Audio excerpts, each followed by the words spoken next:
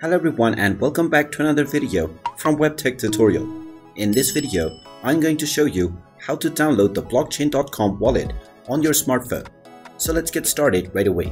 First of all, open up your Android Google Play Store or the iOS App Store depending on your device, and then tap on the search box and simply type in and search for blockchain.com. Once you find the blockchain.com wallet, tap on the install button and this will begin the download and installation of the blockchain wallet on your smartphone. Just wait for a while until the installation is completed, and then when you see the open button, you can tap on it to open up the blockchain wallet.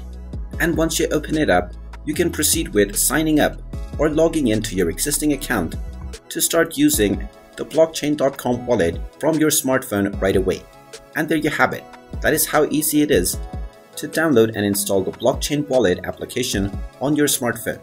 If you find this video helpful, make sure you hit that like button and subscribe to our channel if you haven't done so already.